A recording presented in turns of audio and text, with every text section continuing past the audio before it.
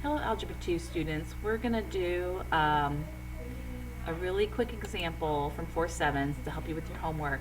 And this is when you're trying to find an equation of an exponential in the form of y equals a times b to the x when you're just given 2 points. So you have 2 points and you have to come up with an exponential equation to go through those 2 points. So we've done similar things with this, especially with lines. But with exponentials it's a little bit different, but you can totally do this. It's just a lot of substitution, okay?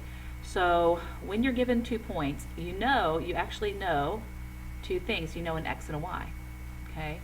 And then here's another x and a y. So you know these 2 points are on your graph, okay? These 2 points right here, okay? So what you can do is you can use these 2 points to help you find what a and b would be, okay? Because you need to find a and b to find the general equation of an exponential that goes through these 2 points. So if you know, let's start with the first one. If you know that y is 10, I'm going to plug it into this equation. So 10 equals a times b. We don't know a times b. We don't know a and b. We're trying to figure that out. X is 1, so that power would go like this. So 10 equals a times b. So remember we were doing systems of equations. We used substitution.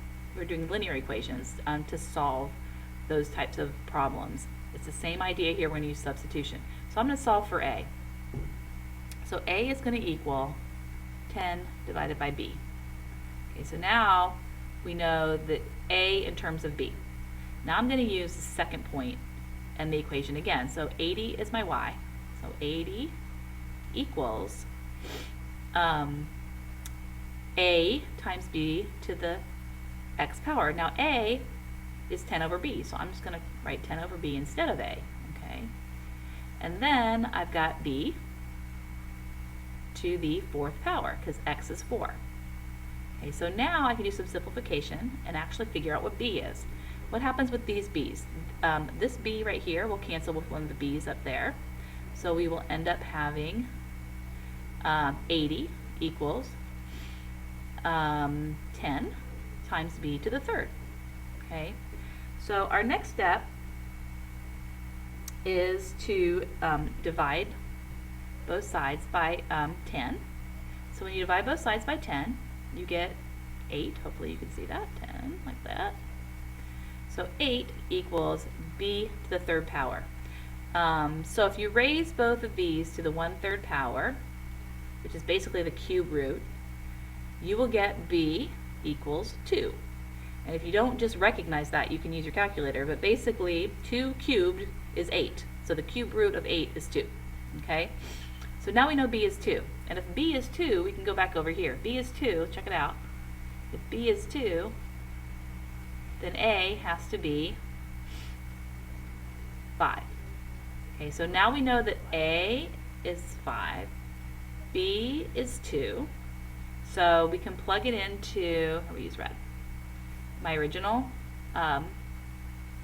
general equation for an exponential.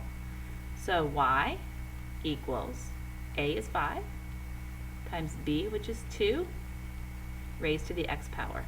So this is my general equation. And then you can use this function to find out what other points on your exponential curve would be. So if I wanted to know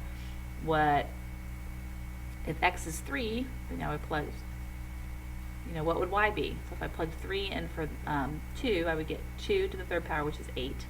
8 times 5 is 40. Okay? So hopefully this will help you with some of your homework problems, some of the first few problems, following this process for finding a and b. Okay, good luck.